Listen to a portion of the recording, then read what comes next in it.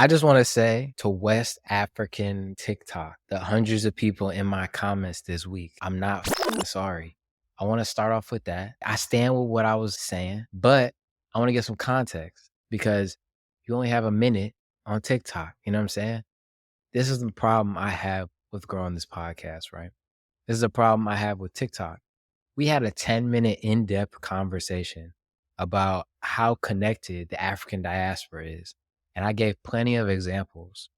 And just led with the lowest hanging fruit, like the one that I remembered the most and I could find um, the most evidence for. And I felt like what I was saying was completely valid. Fela took influence from X. Took influence from Fela. And I don't know why that is so crazy to say. I will say this, I respect how down for the team the Nigerians are when it comes to anything Nigeria. I just want to start off the pod with some Fela love since everybody think I'm hating on Fela. I'll get into what I love about Fela, right? Fela Kuti is the creator of Afrobeat. And I think what sets him apart in my mind, like when I listen to his music, one thing I noticed was just like the jam session, bro. I don't feel like many artists do that anymore, where they're just like 8 to 10 minutes of them just playing. Like they just finding a groove, they finding a flow. They're not really playing certain instruments. They're not really doing something like that. And I feel like you find a bunch of genius in there, bro. There were songs that I listened to by Fela this week, like Zombie, Lady, those two in particular. Those songs were both over 10 minutes. Lady is 13:48 and Zombie is 12:26. And I was just jamming out this morning, bro. And there were just certain parts of the song where it's like, I don't think you could write this out. You know what I mean? I don't think there's anyone in the world who's just like, yo, let me write this composition out. And it was beautiful. And I see the comparison where a lot of people during that time were comparing Fela to James Brown. It's a feeling. It's more than just like notes on a piece of paper. It's a feeling. I think Fela's music needs to be heard by more people. But with that being said, welcome to episode 18 of the Rhythm and Rhymes podcast. I'm here by myself today. Antonio's at Lollapalooza. You know what I'm saying? He out there he saw Rema. He saw some other people. I'll let him talk about it though. I'm your host, AJ Hughes. And today will be a shorter episode, partially because there wasn't a lot of music that dropped, but we're going through some changes in the background. You know what I'm saying? We're testing with the show, trying to figure out what makes the most sense to bring to you guys, trying to give you the best content available. And so this will be a shorter episode, but I will give you guys some new music to listen to, some stuff going on, and we'll try and keep it brief. We'll see though. Maybe we'll go longer, but stay with me the whole time. So let's just hop right into new music. I think at the top of the docket, the thing I was most excited to talk about is probably Kali Uchis. She released a new single. Don't judge me on my Spanish. I'm still learning. But it's Kali Uchis with Alfa and JT. I think we're about to get some great music from Kali Uchis. She mentioned prior to this that she's going to switch off between English and Spanish when it comes to the album release. Her last one was in English, and I think that this next one is going to be very experimental based off this single. El Alfa is a artist from the DR. He's Dominican. JT from the City Girls. You probably know her. And I really like this track. This is my favorite track that came out this weekend. And it started off very Spanish heavy, but when she sort of switched over towards the end, she went back to English and she sort of flowed into JT. And I think that like the flow of the song was so fire.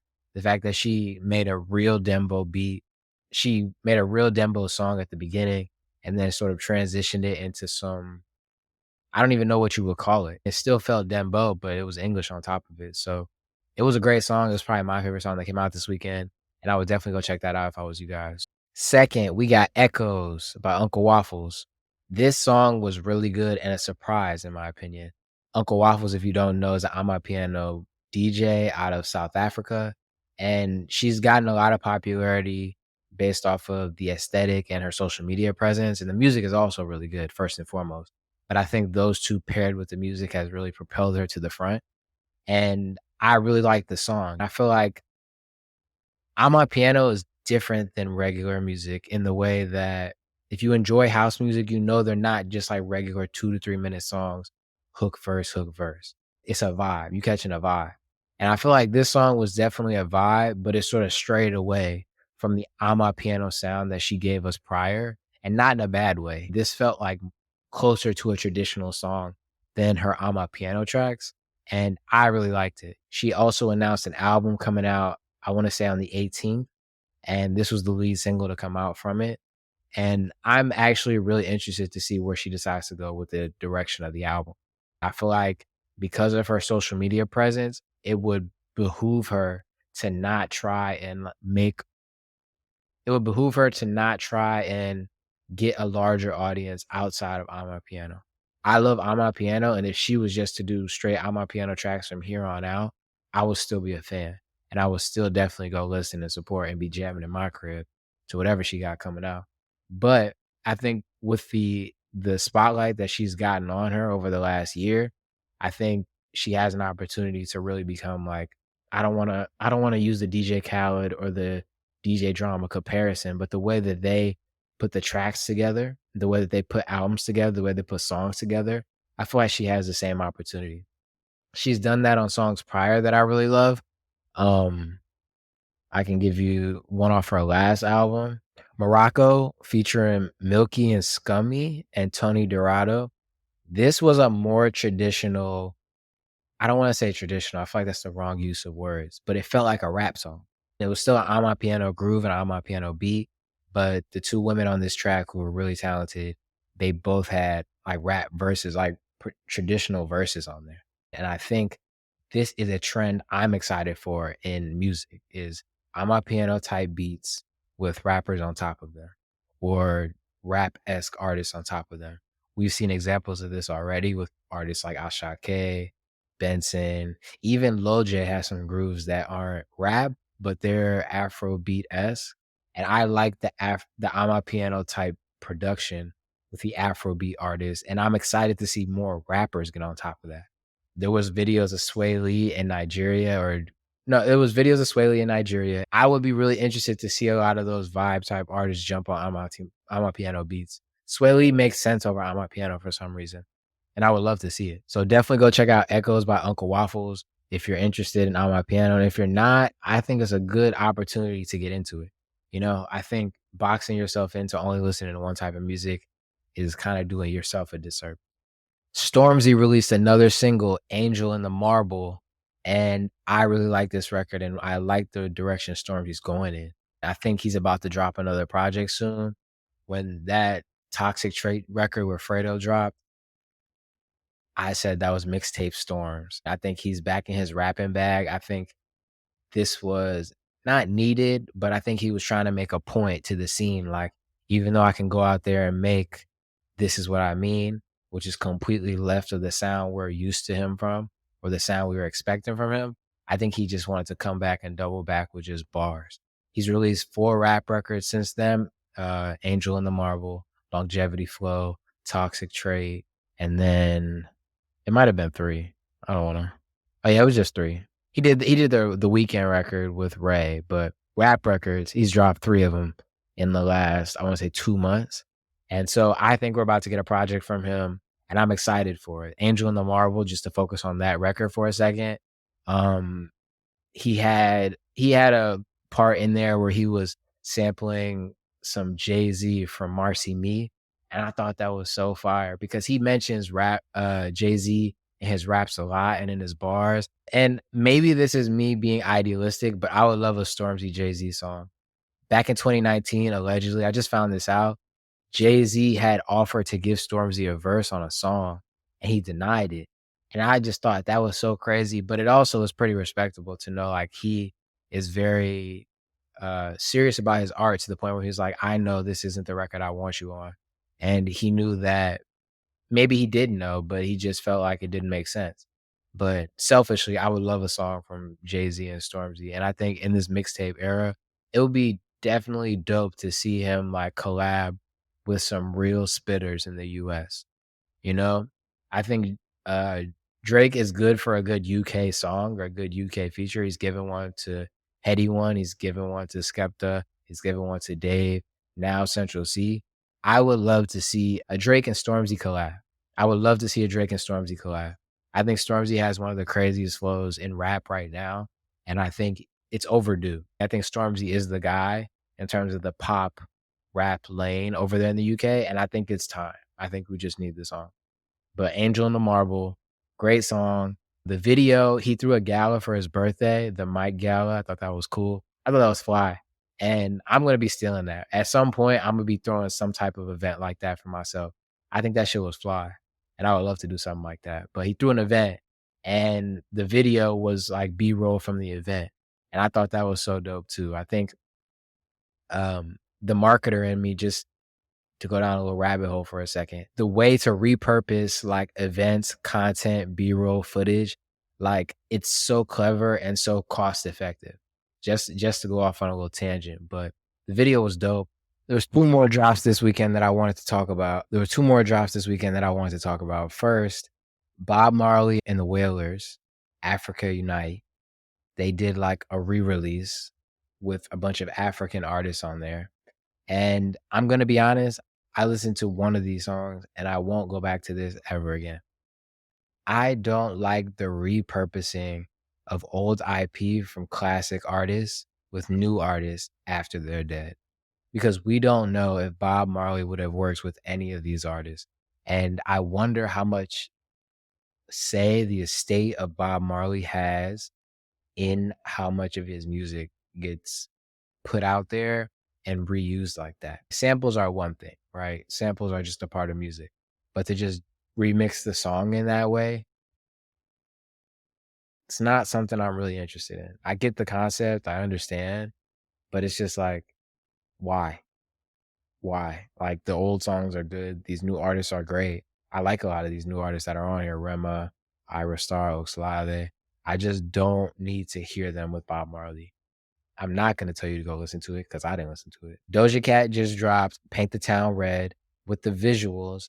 And there's been a lot of controversy around Doja Cat over the last week or two. And a lot of it has to do with her online antics and also the imagery in the video.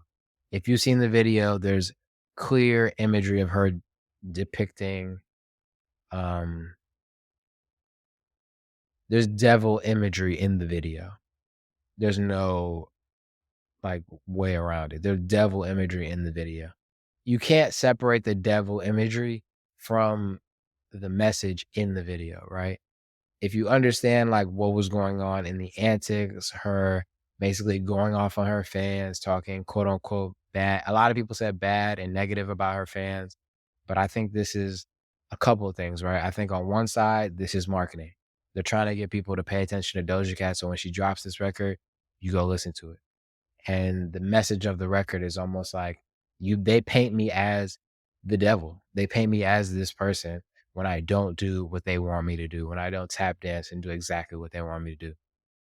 And I think it's brilliant. I think the message in the song is brilliant. Now, the online antics, personally, I get it. As a marketer, I get it, right? You have to push your product. You have to get people to see it. And so I'm not going to sit here and come for her for doing that because I really don't give a fuck. If the music is fire, I don't give a fuck. But I will say, if the music is good enough, you don't need the online antics. They definitely add to it. And so from a label perspective, it would behoove you to not get the artist to try and do it. Like if I can get more 10, 20, 30, 40% more streams, listens, downloads, buys from just creating these online moments, then I'm going to do it if I am marketing the product that I'm selling, right? Not as Doja Cat, as the label. But if I'm on the other side, if I'm Doja Cat and it's hard to tell what she really thinks about the industry. She's been very vocal about not really fucking with the way the industry works. And I think playing into this sort of like brings her deeper in. I feel like a lot of the superstars that we get in music, they locked in. You know what I'm saying? Bitch, we locked in. Ain't no switching up. They locked in. There's nothing they could do. They sell so well that the labels are never going to let them go. And they're sort of in the system and they have no way out. And I feel if she really is opposed to the way the labels work, and this could all be speculative, everything she said online could have been more marketing. You never really know as just the viewing public. If she's really anti like marketing label, campaign, promo budget, all of that stuff, this isn't helping her get out of that in any way. If anything, it's gonna make them want her to do it more. And so from a consumer perspective, I fuck with the music. I think the album we're about to get is crazy. I think Doja Cat is about to drop a really good rap album and I'm gonna enjoy it. But from a marketer perspective, from a business perspective, on the other side, I think they're doing everything they need to do to sell the product. And then from just a, I guess, a 360 level view for Doja Cat's sake, and I guess you can look at it either way because if you just want the product, you just want the product. But for me as a person, if this is not what you want to do, like if this is not the games you want to play, then you're kind of shooting yourself in the foot by playing into it. She might not have a choice, but I'm just saying those are my three perspectives on it. But Paint the Town Red, Doja Cat, the song is brilliant. The video, and I'll say this about me personally, I don't I am not anti devil imagery because I think there are moments that it makes sense. Art is an expression. And I think that expressing certain thoughts, ideas, feelings, it calls for that. And I think if you are one person to see devil imagery and immediately like not fuck with it, if you're religious, I get it.